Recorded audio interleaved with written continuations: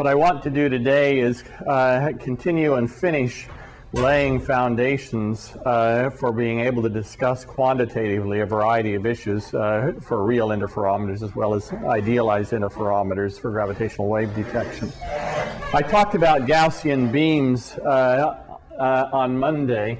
I want to now give you some very relatively simple mathematical tools for being able to analyze Gaussian beams and their manipulation.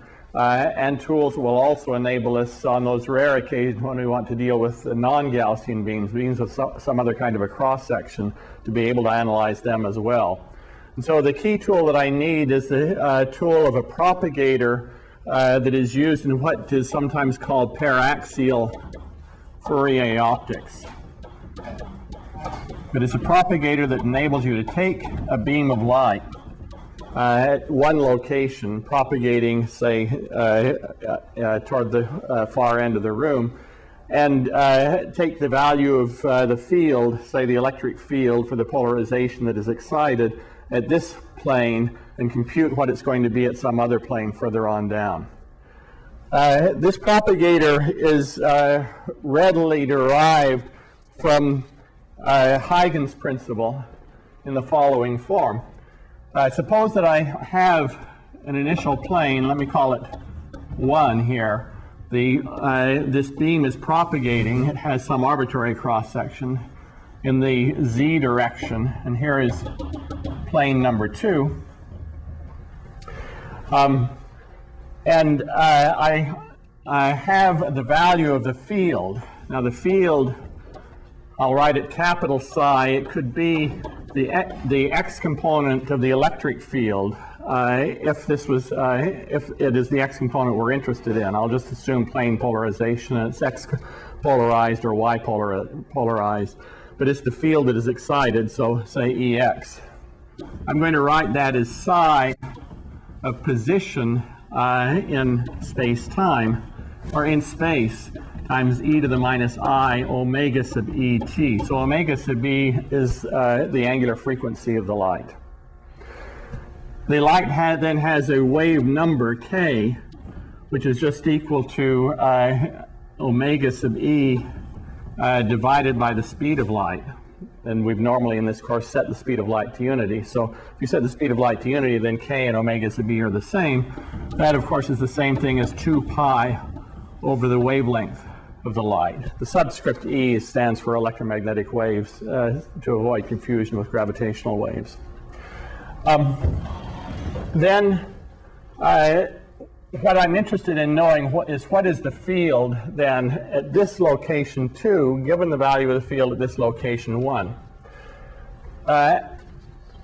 Or at this plane and at that plane. And so I take a particular location in this plane and I identify it by a two-dimensional vector, I'll call it x1, from the optic axis. So I assume that there is some central axis along which this beam is propagating. It's if it's an axisymmetric beam, then it's just the center of the beam. If it's not axisymmetric, then I pick some axis that is sort of the center of the energy distribution. And I have another point down here that I identify by a transverse vector x2 in plane 2. And I have some distance between those 2 points, which I will call little r for radial distance. And the Huygens principle can be written in the form of saying that psi 2 at the right-hand plane at location x2 then is equal to an integral over the left-hand plane, so over transverse locations in the left-hand plane. This is over surface area, which I just denote by d2x1. And then the propagator that does this, or the field then is given by the following expression. You take the value of psi, or let me start over here. I like to do this the way a quantum physicist would. So I'll write this psi 1 and then times something that does the propagation from plane 1 to plane 2. Okay. The thing that does the propagation is some normalization constant, minus ik over 2 pi, which you can figure out once you know what the rest of it is by means of normalization, that you shouldn't lose any energy when you go from one plane to the other. And you discover this is the relevant normalization constant. Then just e to the I k r over r. So why should this be an obvious relation? It should be an obvious relation because we know if I take this times my sinusoidal time oscillation, everything else is constant. So I'm integrating over a constant x1, or integrating over something that has nothing to do with the location out here, x1. And so this is the only thing that carries information about the field point, is this ratio times e to the minus I omega et. Everything else is constants or a parameter that I'm integrating over. And the statement is that e to the I k r divided by r times e to the minus I omega et is a solution of the wave equation. Box that is equal to 0 everywhere except at the origin. This is just the standard spherically symmetric solution for outgoing waves.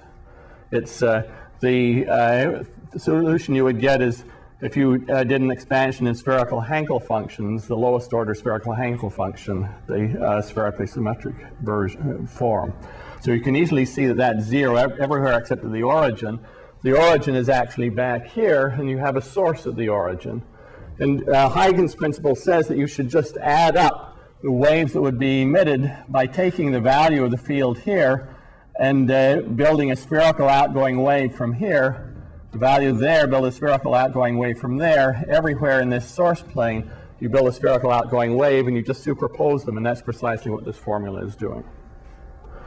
Now this formula, including the normalization constant, can be derived rather rigorously from something called the Helmholtz-Kirchhoff formula, but I'm not going to do it, but I'll give you a reading where you can see it derived. Now, I want to evaluate this in a form that will enable us to do fairly easy computations of beam propagation and be able to compute things like the relationship between the shapes of mirrors in a cavity and the form of the fields that are the eigenfunctions inside that cavity that the mirrors will support. In order to do that, I want to notice that this factor r here is something that if it is written down slightly wrong, it doesn't make much difference because it's just sitting here in the denominator. So I can approximate this value r by the distance d between the two planes. Okay. But this r we are quite sensitive to because it's an e to the ikr, and so slight changes in r can make significant changes in the phase since k is a big quantity. This wave number is a big quantity. So we need a higher accuracy representation of this distance r from there to there. And so I want to do a power series expansion in d and the transverse displacement between those 2 points. And that's easily done. This is d plus 1/2 x1 minus x2 magnitude squared divided by d. And that's the leading order term, as one can easily see in a power series expansion. And so that tells me that I can write psi2 as an integral of some propagator p21 times psi1 d2x1, where this propagator p21 is given by, then,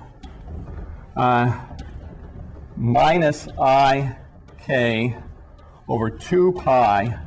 I'll pull this d out in front.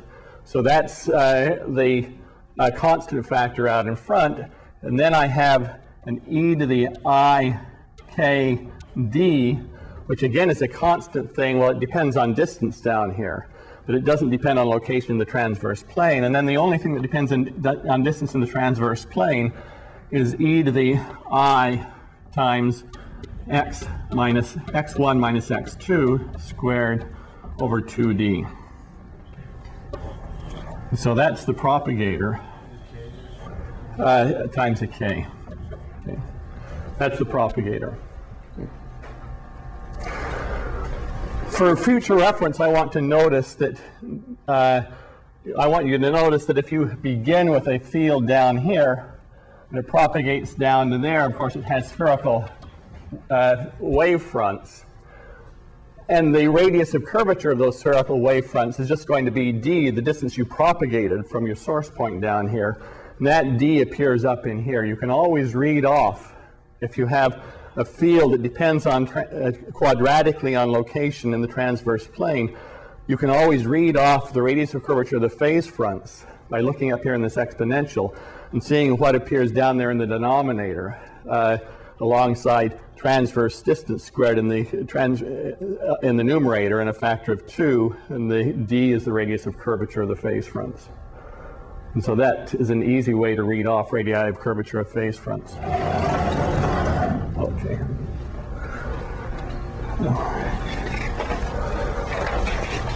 So, as an example, we can talk about the Gaussian beam that I discussed on Monday. The Gaussian beam, then, that I want to discuss, I begin in this plane 1 with something that where the phase fronts are perfectly flat. So this is going to be a waist of the beam. And the beam's power distribution or amplitude distribution then is going to spread as I propagate along. And I want to know the field at plane 2 down here. And at plane 1, I'll begin with a field just having the Gaussian form, e to the minus e to the minus x1 squared divided by sigma 0 squared. So there's no I here. That means sigma 0 is not related to any radius of curvature. This is a real quantity that just says that the power distribution looks like a Gaussian, so that if I plot the psi 1 squared, it will look like that, localized in a region of size approximately sigma 0. Okay. You can just put that into this integral and do the integral.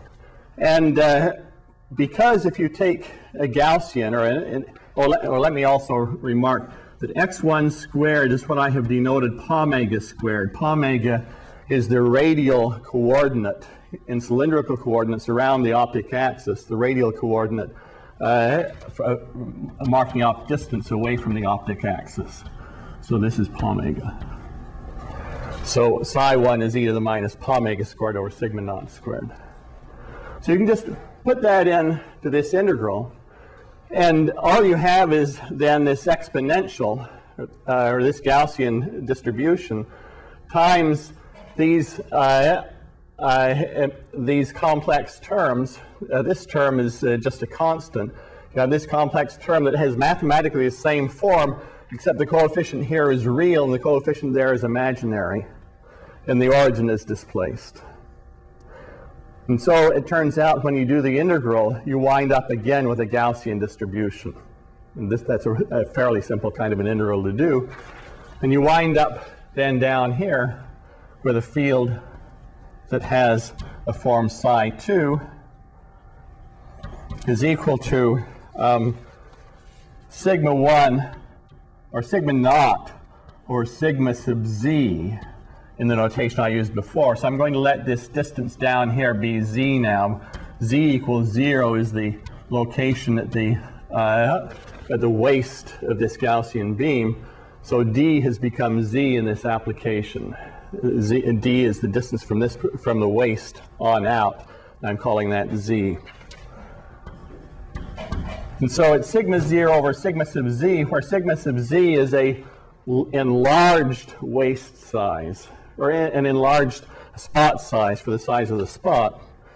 And then e to the minus pomega squared over sigma sub z squared. So this is just the normalization factor that preserves energy. As the spot size gets bigger, then the intensity has to go down correspondingly. And then a e to the, well, let me write as the exponential I kz plus k pomega squared over 2 rz. Now you look at this and you see rz must be the radius of curvature of the phase front, reading off like I said you read off up here. So we can read off rz, whatever it is, I'm going to tell you what it is in a minute, then is the radius of curvature of the phase front. And then minus arc tangent z over z naught.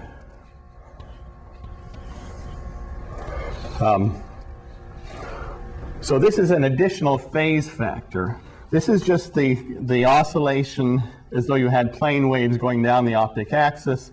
This is a piece that says the radii of curvature of the phase fronts are non-zero, radius r sub z. And this is an additional phase factor that is induced by the fact that the radii of curvature of the phase fronts are non-zero and they're changing, and so there's a little bit of additional effect there. This is called the Goy phase, and can somebody tell me how to spell it? G-U-O-Y. G-U-O-Y? Thank you. And as we'll see, it can play an important role in resonators. Okay. So it's really a very simple form, and equally simple are the expressions for this quantity z0, the length scale on which the Goy phase changes, as this z0, I like to write it as z0 times lambda e is equal to pi sigma naught squared. I write it that way because I see that this characteristic length scale over which things are happening is such that the geometric mean between that longitudinal length scale and the wavelength of the light is basically the spot size, okay, aside from this factor of 5. And so when lambda e is of order a micron and z naught is of order a kilometer, LIGO arm length scales, then sigma naught works out to be of order a centimeter, a few centimeters. So that's what z naught is.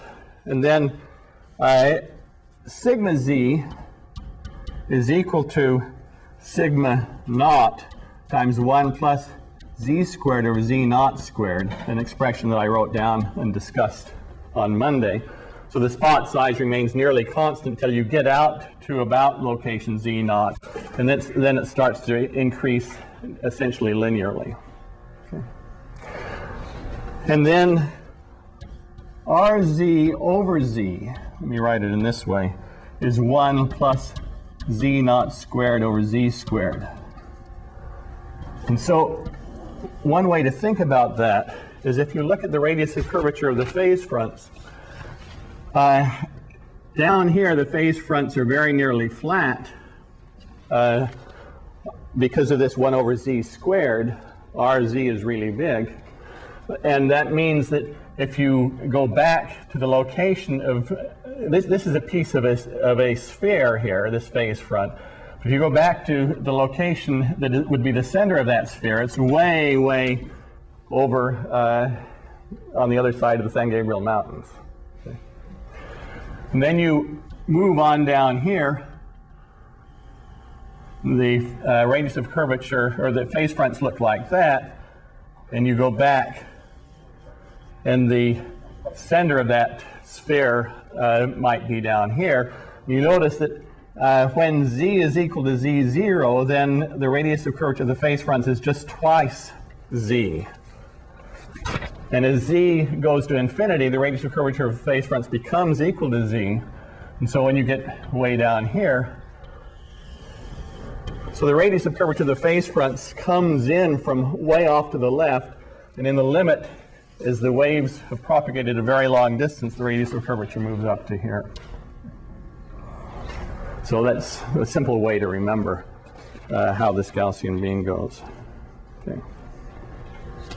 Any questions?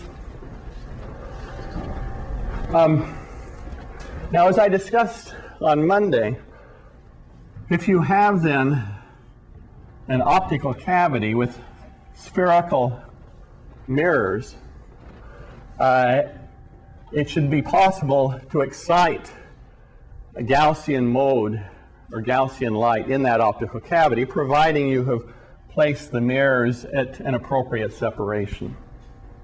But what you need is to have the radii of curvature of the phase fronts match the shapes of the mirrors, and then the Gaussian mode will look like that with a waist at the center, and that will be an eigenmode of the cavity.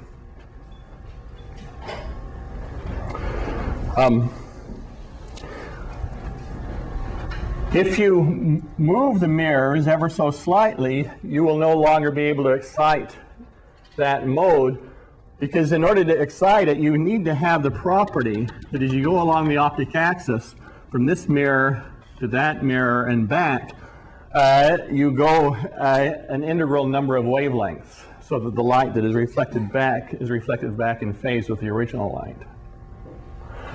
And so you will have excitations of this cavity, which have the form as a function of frequency.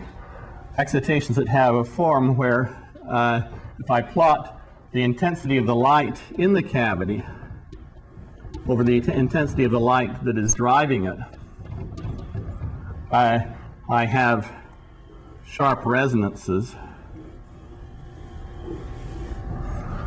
and they're going to be separated in frequency by some delta omega E that corresponds to one additional wavelength as you go from here to there when you make the round trip. And so that's delta omega E. Let me start over again. Pardon? Yeah. 2 pi c over 2L, where L is the length of the cavity.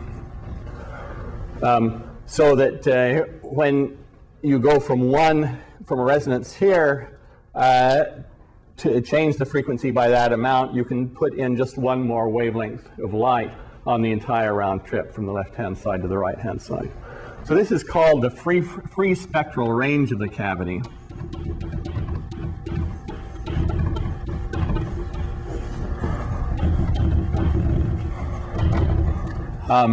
And it is approximately 37 kilohertz times the ratio of 4 kilometers to L.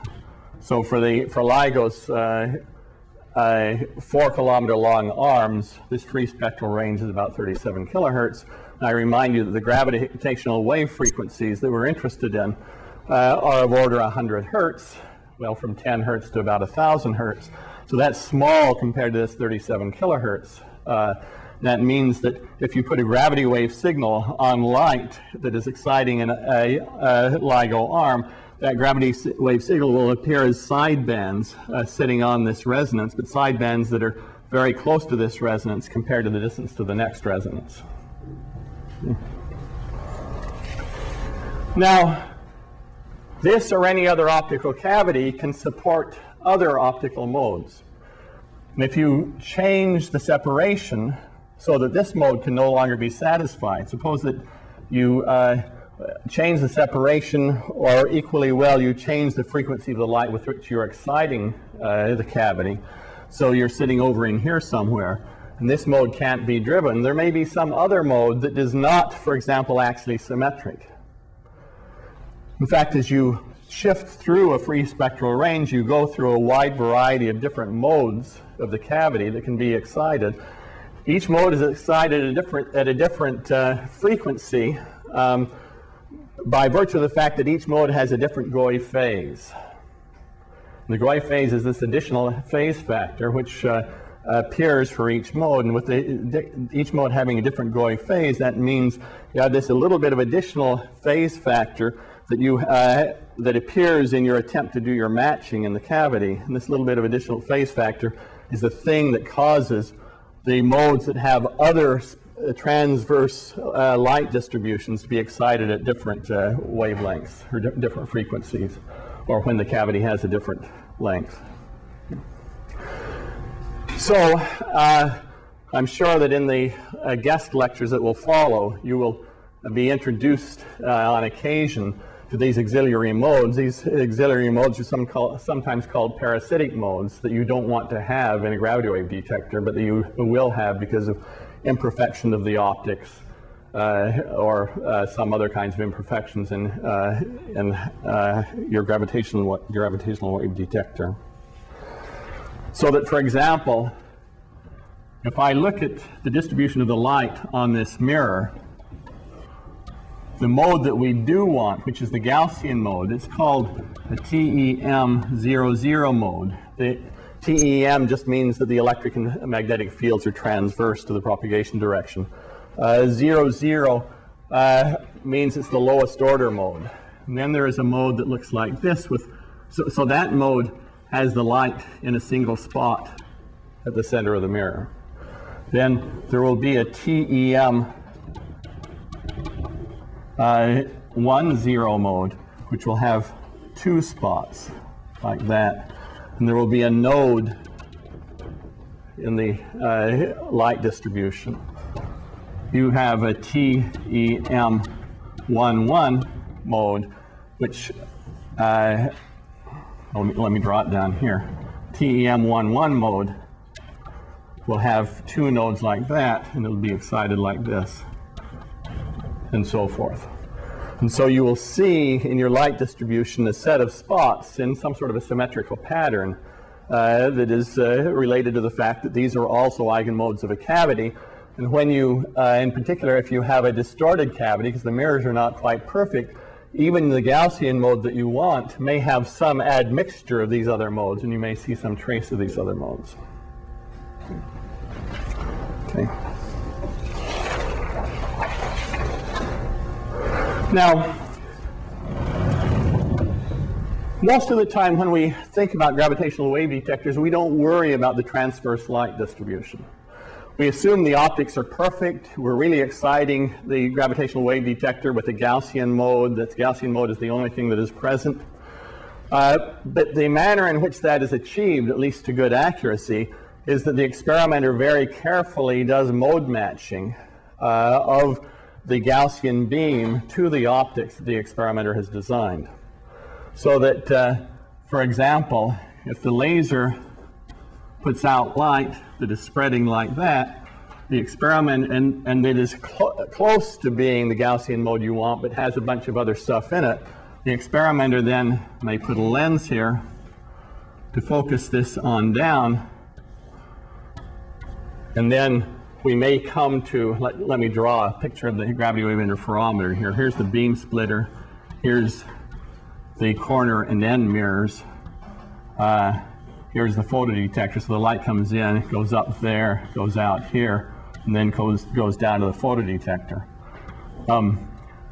And then we may have a power recycling mirror, like I mentioned to you in the first lecture.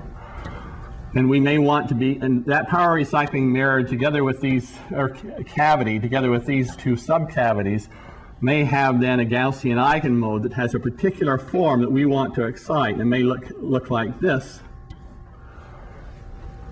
And so this, that I'm going to draw may be then that power recycling mirror. And we give it a shape that matches the phase fronts of the Gaussian mode that we want to excite, so that the Gaussian mode will resonate. But then we have to make sure that the incoming light, when it reaches this mirror and passes through it, that it has also that same shape for its phase fronts. And that's what this lens is supposed to do. It brings the light in. The light then bends a little bit when it goes through into this glass. There's an anti-reflection coating on this surface that somebody will lecture about at some point in the class. And then the highly reflecting coating at that surface. But this lens is carefully designed, together with the distance between the laser and the lens, and between the lens and this mirror, carefully designed so that when the light exits through the glass of this mirror, its phase fronts match the shape of that mirror and match into a mode, the eigenmode of this power recycling cavity that you want to excite. Now, as theorists, we generally don't worry about that. We just assume the experimenter has done a great job of this, and it's just not an issue for us.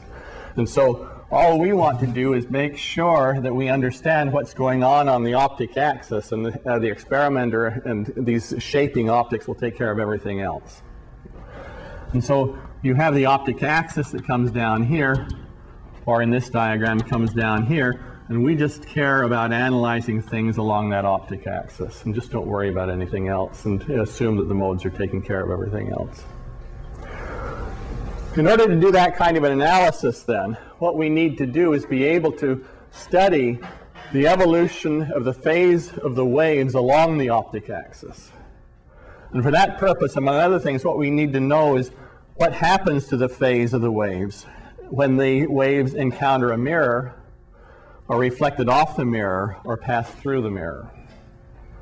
And so we want some reflection and transmission coefficients that tell us about the changes in the phase of the waves when they interact with the mirror. So let's focus here then on this mirror and what happens to the waves along the optic axis as they go through the mirror. Now, it obviously shouldn't matter what the precise thickness of this mirror is in terms of wavelengths of light. The experimenter doesn't worry about getting at a precise number of wavelengths thick. It's just not an issue. And correspondingly, we don't really care, we shouldn't really care about how much net phase shift there is between the back of the mirror and the front of the mirror. If that's a little different than we had thought it was, the experimenter just moves the mirror a little bit in order to make sure that the cavity resonates.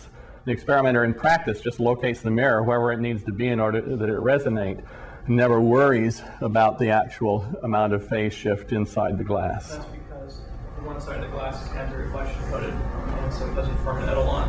Yeah, yeah, that's right. And so, which is what I'm assuming. That's assuming. If in fact if light could reflect off this face, then we would have to worry about that, because we could then wind up exciting light, or exciting some mode inside of here, and we would have to be concerned about the consequences of that. Pardon? You have light going back and forth inside the glass. If you don't put a good anti-reflection coating on here, and that's an additional complication. And so, as a theorist, I assume the experimenters build a perfect mirror with a perfect anti-reflection coating on this side and a good coating. I see Alan back here shaking his head. Yeah.